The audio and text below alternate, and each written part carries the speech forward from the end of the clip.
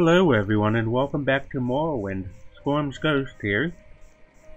We are back at Adamantium, where we left off from taking the Stilt Strider from Saran. I am happy to be back here, as this is the first area we've ever explored in Morrowind. I'm just gonna take a quick look around, see if there's any loot that regenerated around here. I still need to get my locksmithing, my lockpicking skills up to be able to get into that tower. That tower's not featured in the vanilla game, so I've never been in there before, but I'd like to see what's in there. Must be whistling at that guard over there.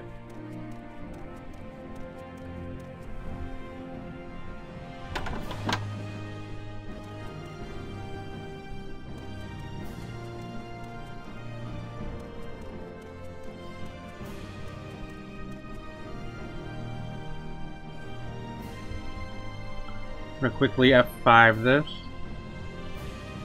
Yep, everything repopulated. Well, maybe not then.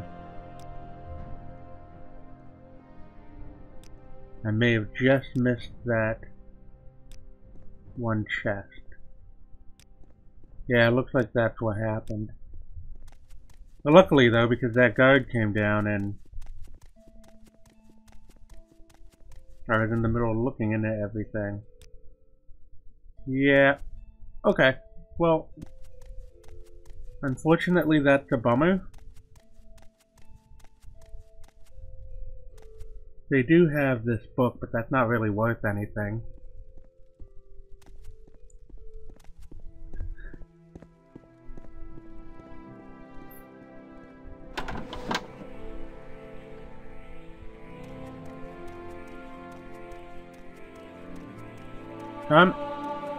Athletic skills have increased to 15.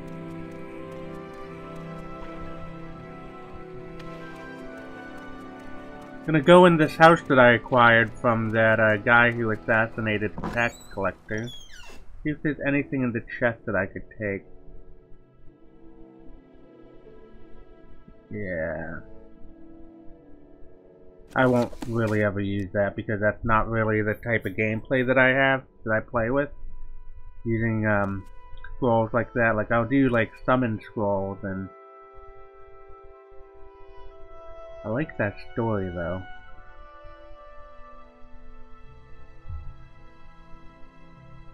I'll take this. This isn't really necessary and... A Dance in Fire, Chapter 6 by Morrowind Rebirth. Desumus Scotty sat down listening to Leodis Juris. The clerk could hardly believe how fat his former colleague at Lord Arduous Building Commission had become. The piquant aroma, the roasted meat dish before Scotty melted away. All the other sounds and textures of Crystalla Hall vanished all around him, as if nothing else existed but the vast form of Juris. Scotty did not consider himself an emotional man, but he felt a tide flow over him at the sight and sound of the man whose badly written letters had been the guidepost that carried him from the Imperial City back in early Frostfall. "Where have you been?" Juris demanded again. "I told you to meet me in Falanesti weeks ago." "I was there weeks ago," Scotty stammered, too surprised to be indignant. "I got your note to meet you in Athay, and so I went there. But the Khajiit, I had burned it to the ground. Somehow I found my way with the refugees in another village, and someone there told me that you had been killed." "And you believed that right away?" Juris sneered. "The fellow seemed very well informed about you. He was a clerk from Lord Vanit's building commission named Regulus, and he said that you had also suggested that he can come down to Valenwood to profit from the war. Oh, yes, said Jury, after thinking a moment. I recall the name now. Well, it's good for business to have 2 representatives from Imperial Building Commission here. We just need to all coordinate our bids, and all should be well. Regulus is dead, said Scotty, but I have his contract from Lord Vanici's commission. Even better, gasped Juris, impressed. I never knew you were such a ruthless competitor, Dick moosed Scotty. Yes, this could certainly improve our position with the Sylvanar. Have I introduced you to Bast here? Scotty had only been dimly aware of the Bosmer's presence at the table with Juris, which was surprisingly given that the Mer's girth nearly equaled his dining companion. The clerk nodded to Bast coldly. So numb and confused, it had not left his mind that only an hour earlier Scotty had intended to petition the Sylvanar for safe passage through the border back to Cyrodiil. The thought of doing business with Juris, after all, of profiteering from Valenwood war with elsewhere, and now the second one with the Somerset Isle, seemed like something happening to another person. Your colleague and I were talking about the Sylvanar, said Buzz, putting down the leg of mutton he had been gnawing on. I don't suppose you've heard about his nature? A little, but nothing very specific. I got the impression that he's very important and very peculiar. He's the representative of the people. Legally, physically, and emotionally, explained Juris, a little annoyed at his new partner's lack of common knowledge. When they're healthy, so is he. When they're mostly female, so is he. When they cry for food or trade, or an absence of foreign interference, he feels it too, and makes the laws accordingly. In a way, he's a despot, but he's the people's despot. That sounds, said Scotty, searching for the appropriate word, like bonk. Perhaps it is, shrugged Bast. But he has many rights as the voice of the people, including the granting of foreign buildings and trade contracts. It's not important whether you believe us. Just think of the Sylvanar as being like one of your mad emperors like Pelagius. The problem facing us now is that since Valenwood is being attacked on all sides, the Sylvanar's aspect is now one of distrust and fear of foreigners. The one hope of his people, and thus the Sylvanar himself, is that the Emperor will intervene and stop the war. Will he? Asked Scotty. You know as well as we do that the Emperor has not been himself lately. Juris helped himself to Regalia's satchel and pulled out the blank contract. Who knows what he'll choose to do or not do. That reality is not our concern, but these blessings from the late good Sir Regalius make our job much simpler.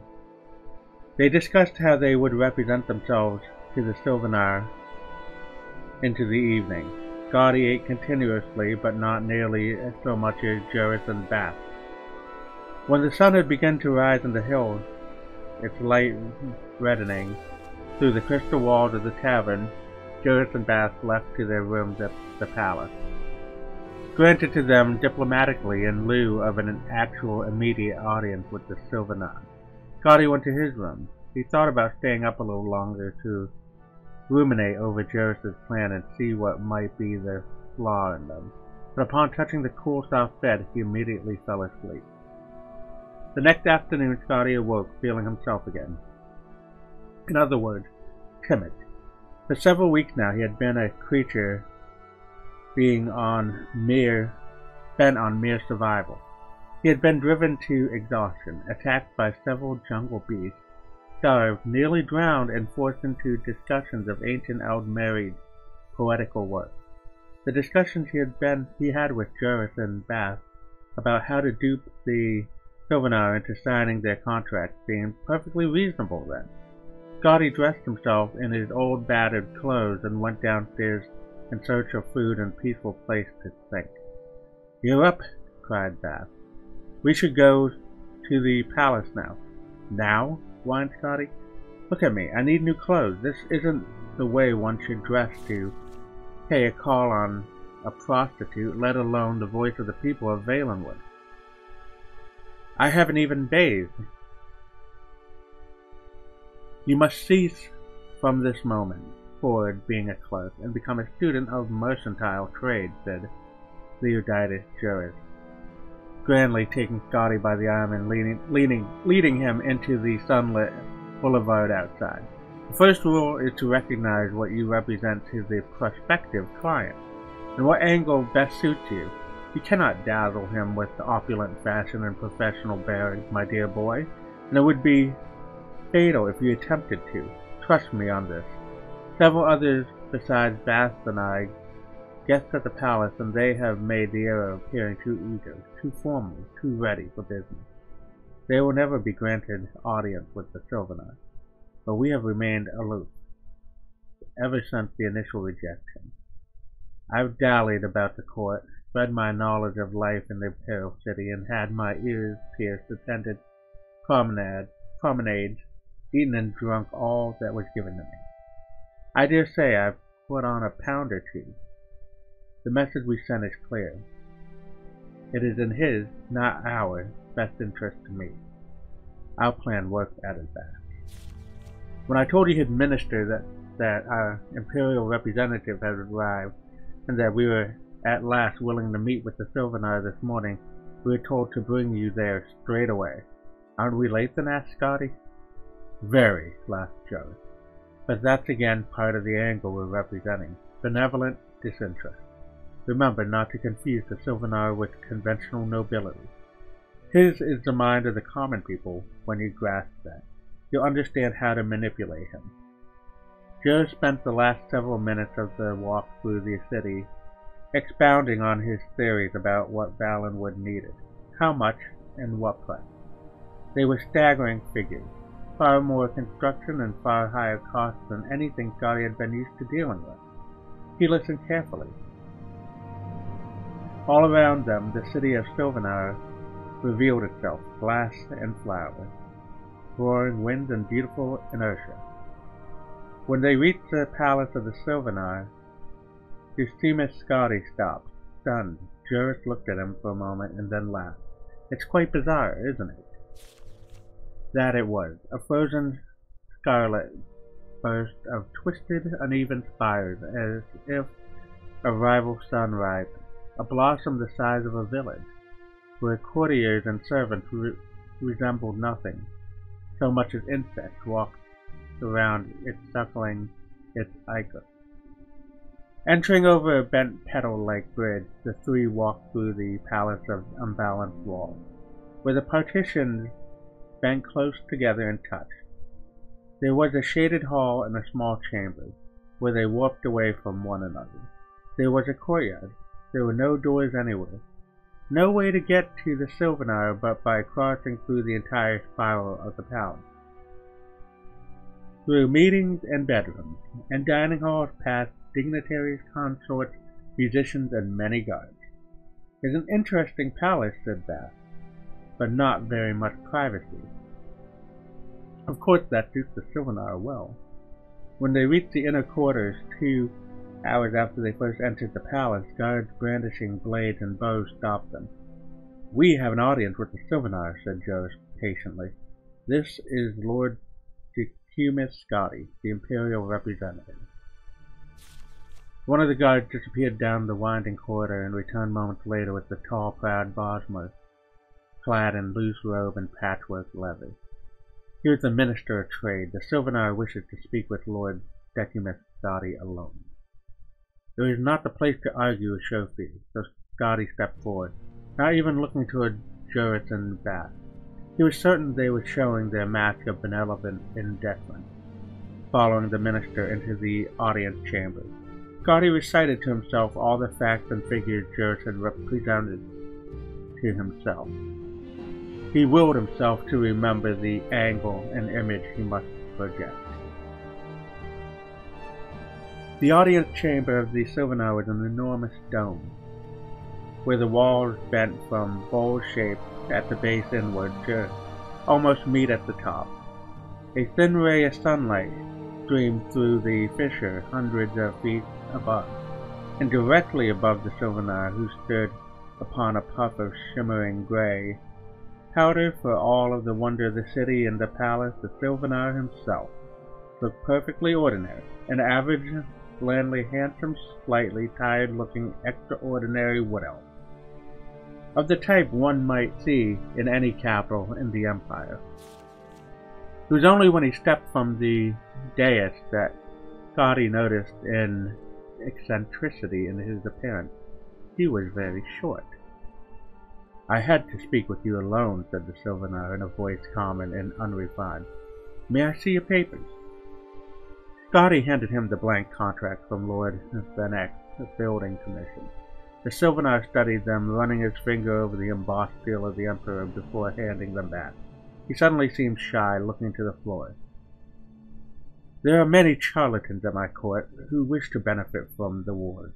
I thought you and your colleague were among them, but those contracts are genuine." "Yes, they are," said Scotty calmly.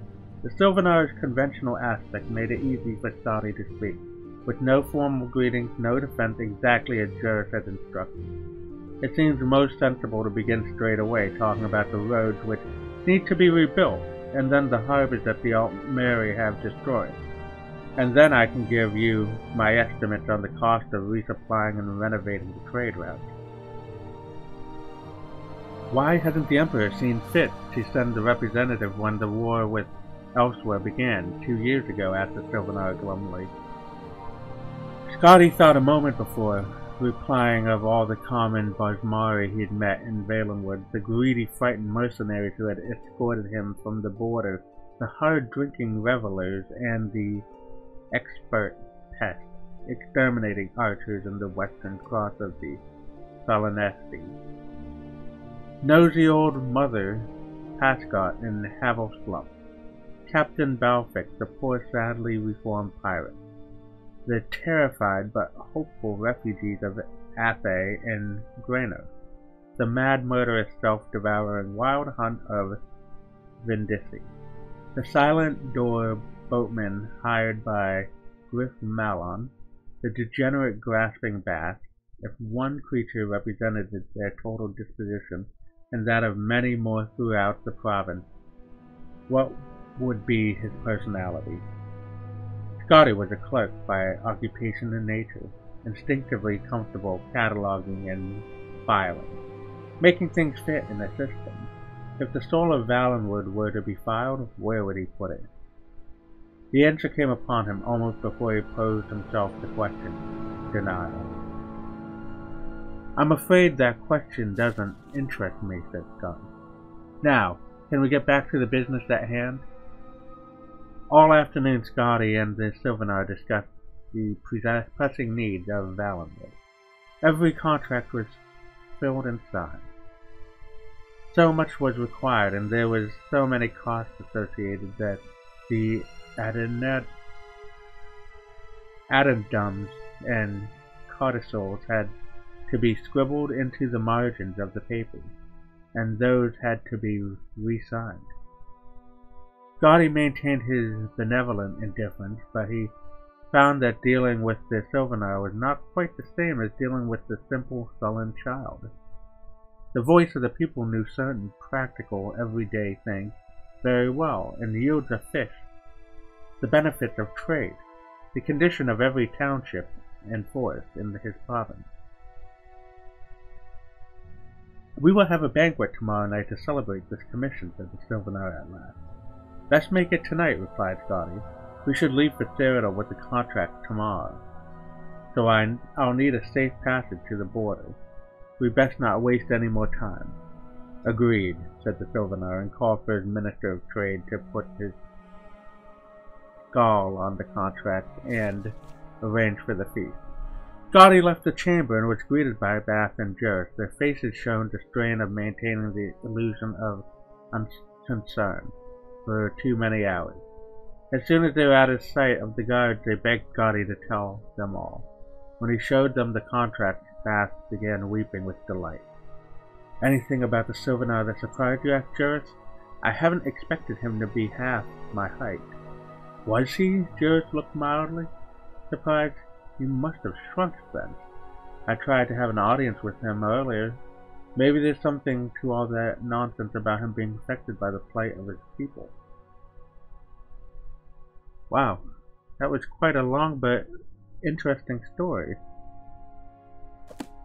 Whoops, I meant to... And that was actually chapter 6. I'm gonna keep this here. I'd like to collect them all.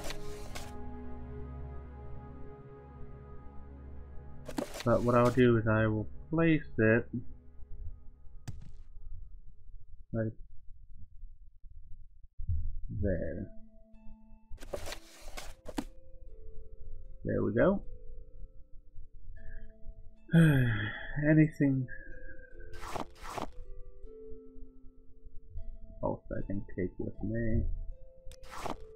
Sell for some measly coins.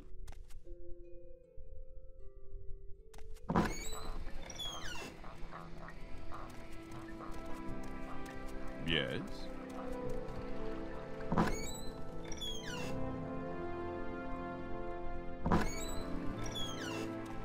That's the hard thing about Morrowind. It's really hard to, like, steal things in the game. Hey, Arrow, I have returned. I'd like to barter with you, sell some items. I will sell...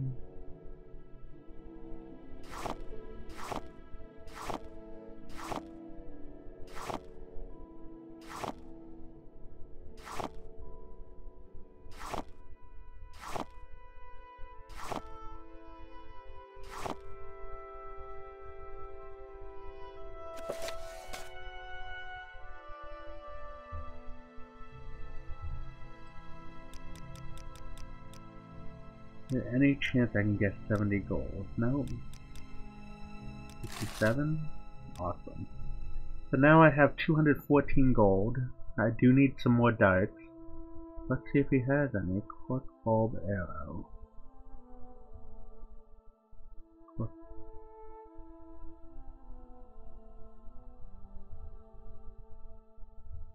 You know what? I don't know what quick bulb bolts are, but I will take them.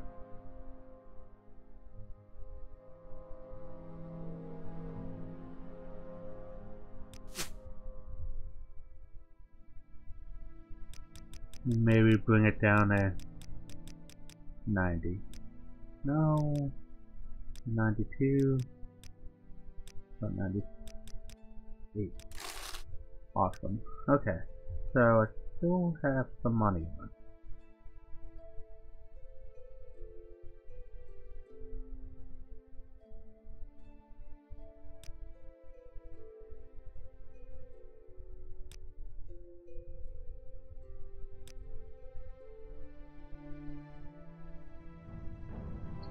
Still very important to have health.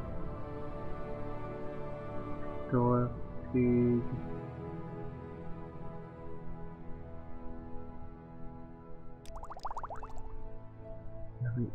All that. Surely you can do 70. Thank you, Errol. Thank you. Okay.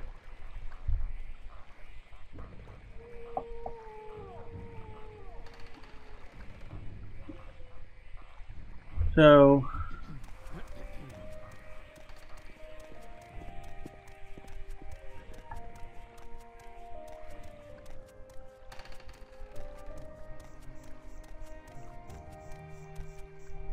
what I'm thinking next is that we should probably, with 46 gold, head to Balmora. That way we can, I'd like to join the Mages Guild. As I said in this playthrough I'd like to do Conjuration. And I'd probably join the Thieves Guild as well because I need better lockpicking skills. So that's my plan now. We're gonna make our way to Balmor.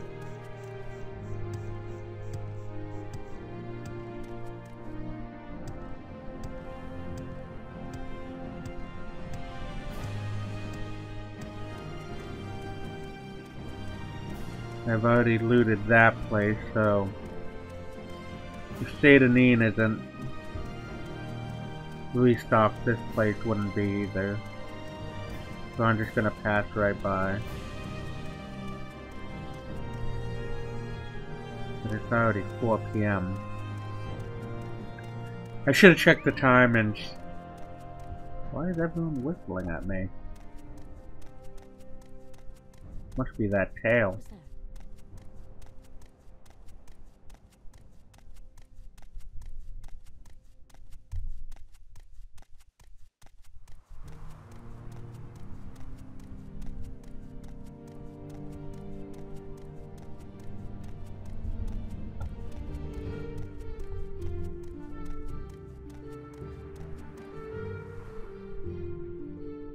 Can't even take these flower petals. I wonder when I can get some of the items back.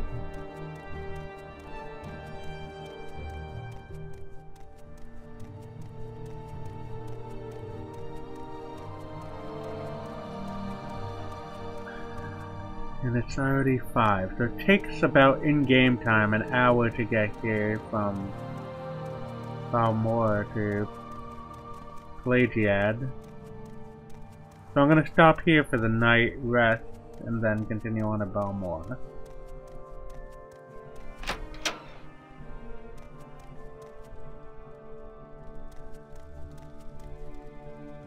Hello. I'm interested in getting a bed. Yes, we have one available. It's 10 gold for the rest of the day. Do you want it? Yes. Great. The bed is yours. At the end of the hall upstairs, you'll find it unlocked. Enjoy your stay in Pelagiad.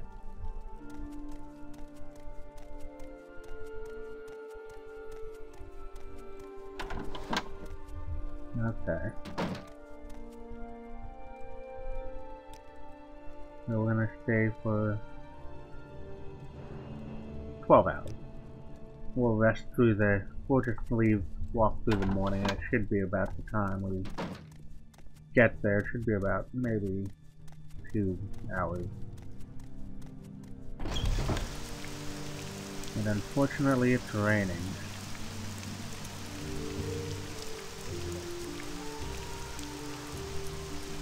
You know what, I'll go this way.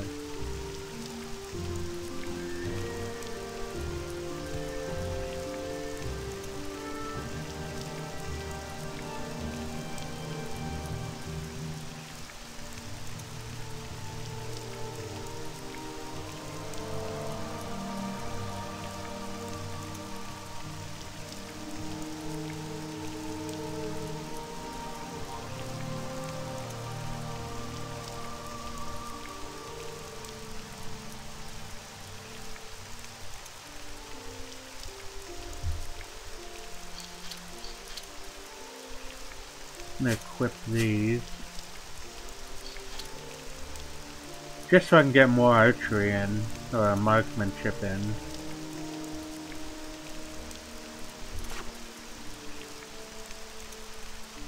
That lamppost looked a little creepy there. It looked like someone standing there, but from back at the distance.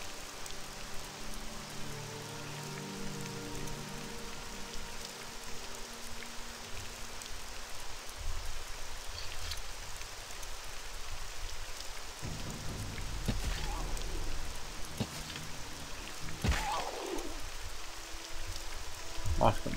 So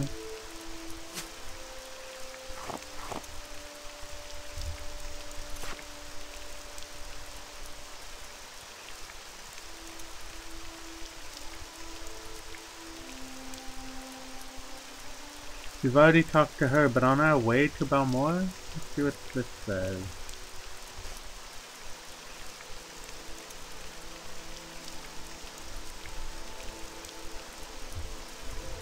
So let's head this way, see if there's anything up here.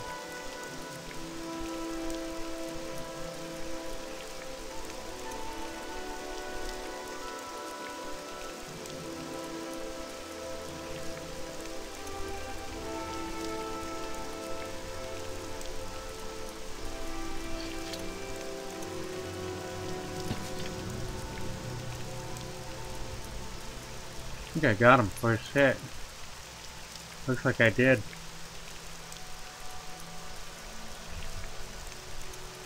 And I get my bolt back.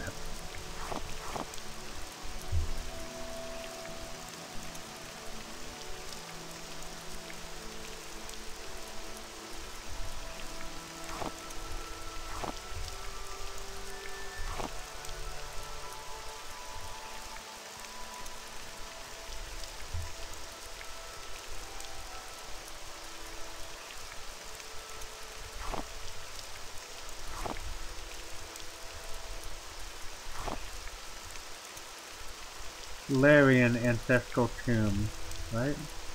Yeah, Larian Ancestral Tomb.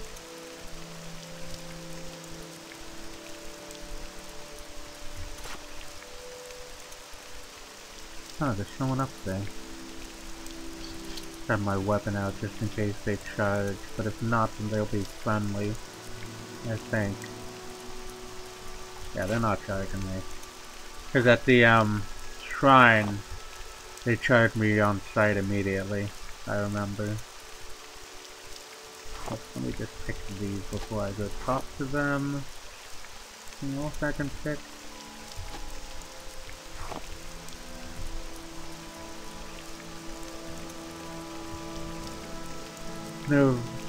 Nervasa Greylor. Hello! Please, can you help me? I've lost my way, and cannot find the holy place for which I am searching. What holy place? Yes, the Fields of Kummu. I am on a pilgrimage to this holiest of places, but I seem to have lost my way. Perhaps you can help me find it? Surely you know this area better than I. I can pay you for your time. Say, 150 substance? Yeah, may as well. Thank you so much. I know Fields of Kummu are near water and the view from there is supposed to be breathtaking. I've also been told there is a farm nearby where pilgrims may sometimes stop and rest with weary legs. Oh yeah. I think I'll do that. That sounds like an easy, so where is it? What is the Fields of Kummu? It was there that Lord Vivec met a poor farmer whose only guar had died. This farmer could not harvest his muck sponge without his guar, and could not provide muck for himself or his village. So the Lord Vivec removed his fine clothes, laid them aside, and toiled in the farmer's field, acting as a beast of burden until the entire crop was harvested. It is at the Fields of Kummu we go to pray for the same humility Lord Vivec showed on that day. I'll mark it on your map. Oh, awesome. Okay. So, we will travel together. Should I continue to follow you to the Fields of Kummu? Yes, let's keep going. Excellent. Alright,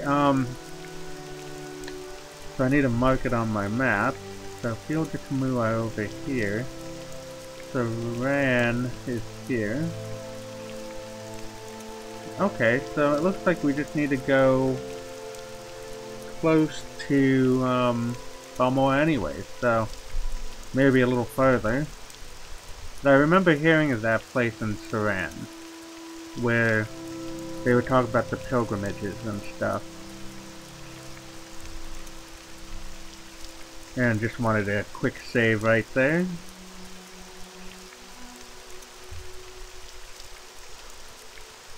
A lot of these stories here in Morrowind are pretty interesting. The thing about Elder Scrolls is each province you visit has different stories and different histories and different lessons and heroes and stuff, so one story told in one place is not the same as in another place.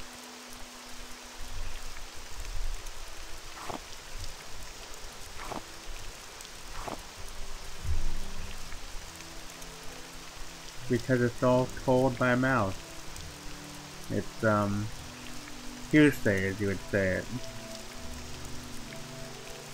Though, to the people living there... Oh, okay. I got him the first time.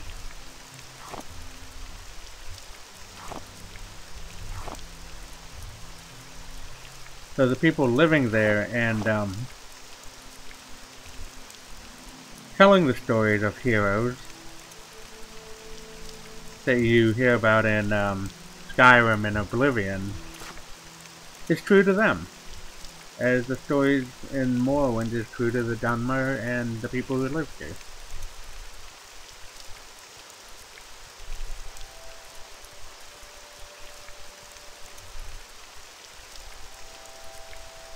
Alright.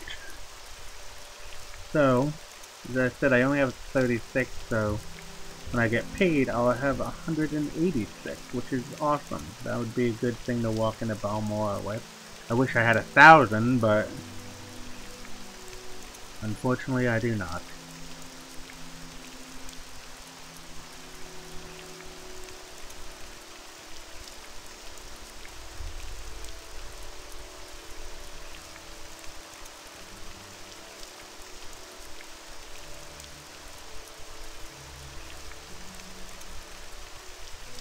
Okay, so Fields of Kummu is there, and we're right here.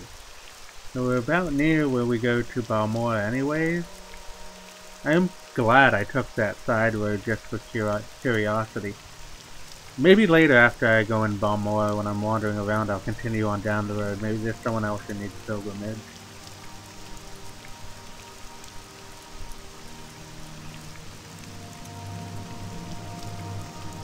And it looks like it's this way.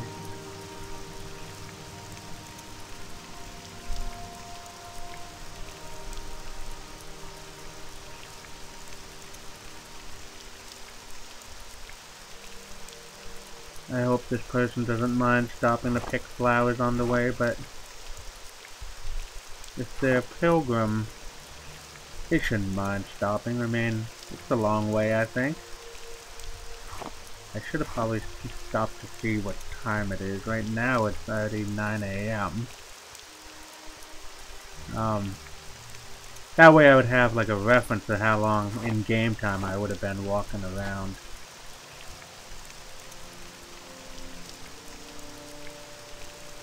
Now, if it's a holy place, I'm guessing there's like some sort of shrine or marker like that we've seen in the temple in Saran.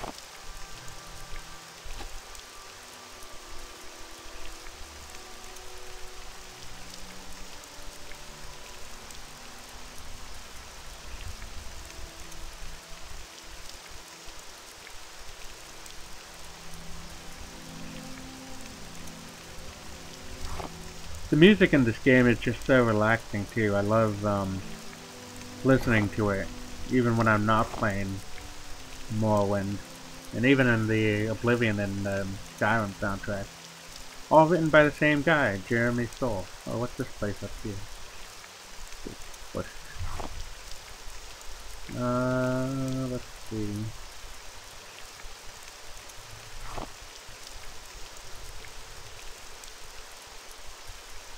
Thank you for your help, Dar-Drosha. Here's your payment, I promised you.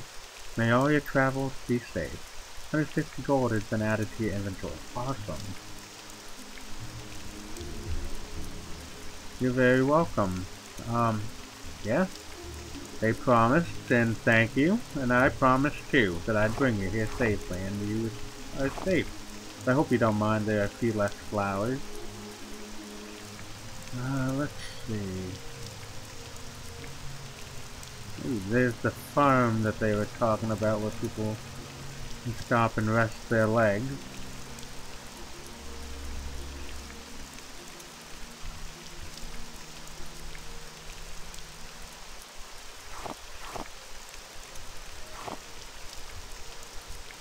Looks like this farm is a little bit of a drunk. Aloft farmhouse. Yeah, everything looks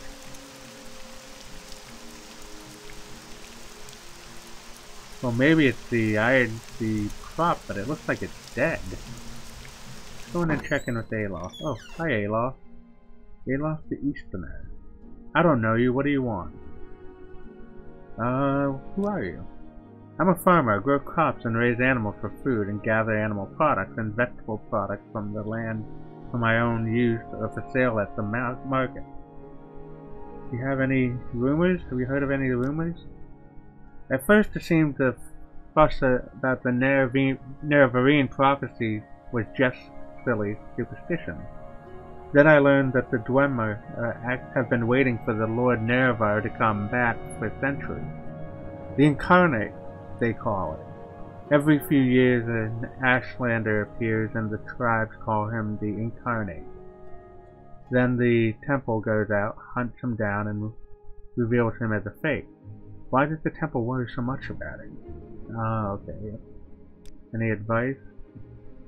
When you take a job, you have to have the good sense to hold off until you're stronger if it seems too hard for you. How about a secret? Talk to everyone, talk is cheap, ask questions. You don't ask, you'll never learn. Alright, well, thank you, Alof. No one's out here. Ooh. I'll take his muffin now.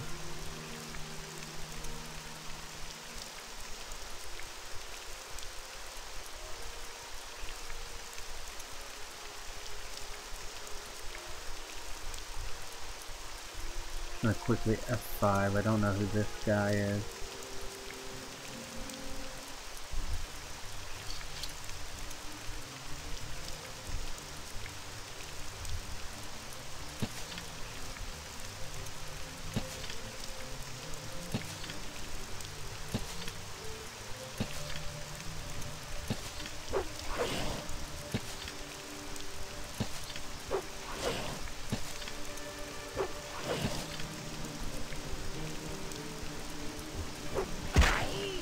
Whoa.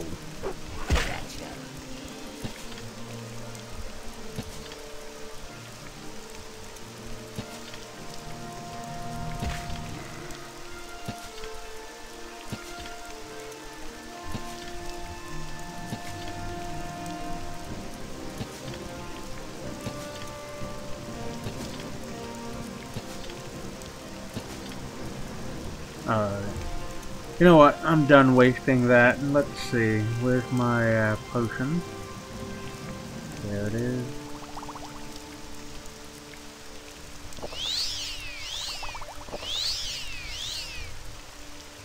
Get my sword out.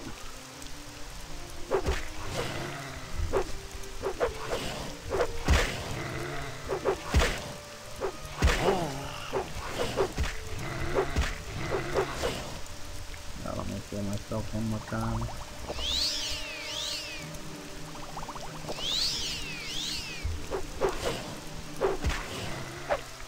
Okay.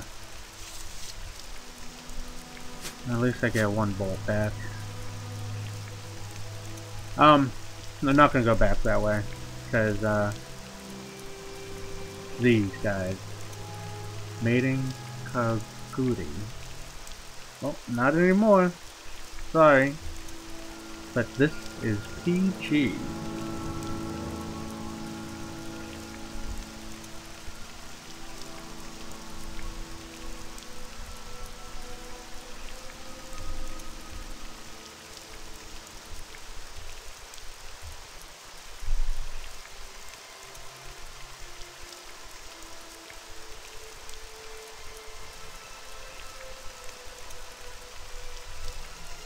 Yeah, we'll be at more soon.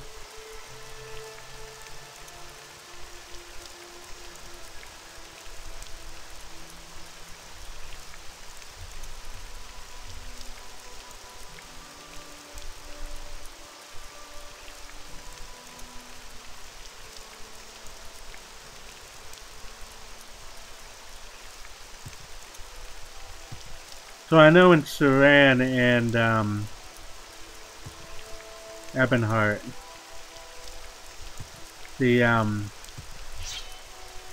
it's hard to get quests from people.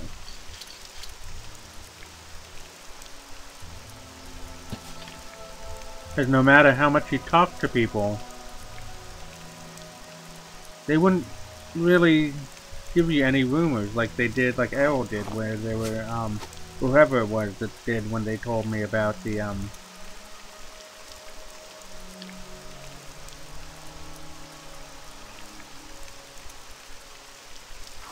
I don't need the torch, where is it? No. That might be in here somewhere. Whoever it was in Sydney when they said the, bandits were in that cavern. That's the type of people I'm looking for to tell me where things are. Like, I don't just want to go blindly into a, into like a crypt or anything, because not all of them have evil ghosts or stuff. I don't know. Maybe they all do, but the point is, I want to go into places that follow a quest line and not just stumble across things too.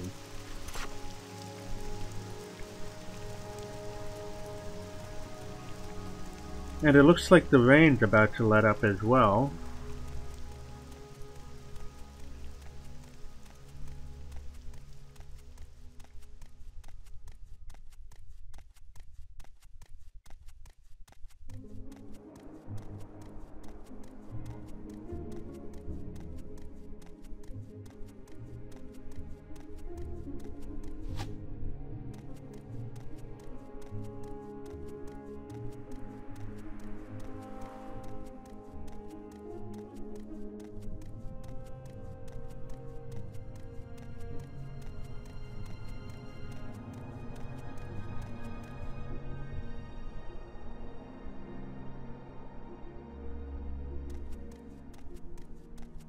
And there it is, Balmor.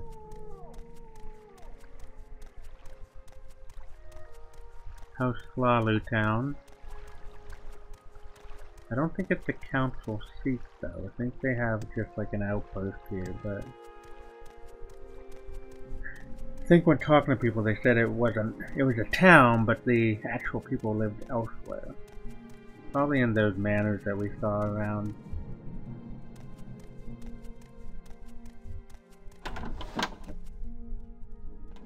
What time is it now? 12 p.m. So that isn't too bad on time. Let's see what I have. A whole bunch of items I can get rid of for money.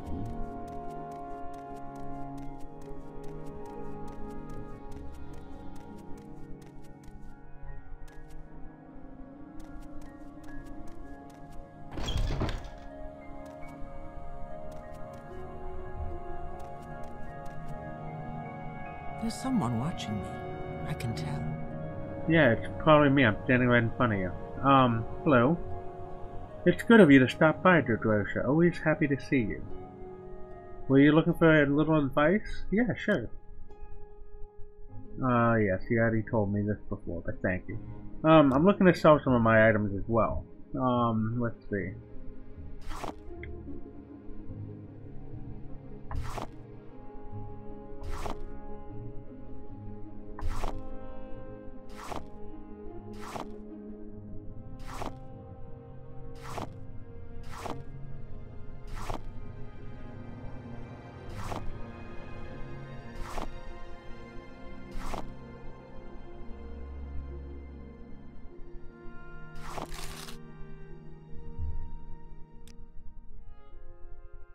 I now have 220 gold. I meant to get rid of this goblet.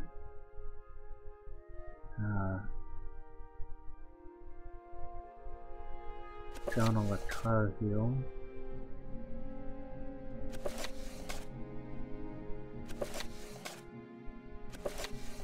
I guess it's just paperweight, like worth and stuff. Okay, well, maybe I can get 11 gold. Thank you. So, you have arrows, weapons. Arrows, spear. Alright, thank you. How about a pill? I'm sure. 41 gold. No, it's not bad. Thank you. You can sell those items I've given you for money.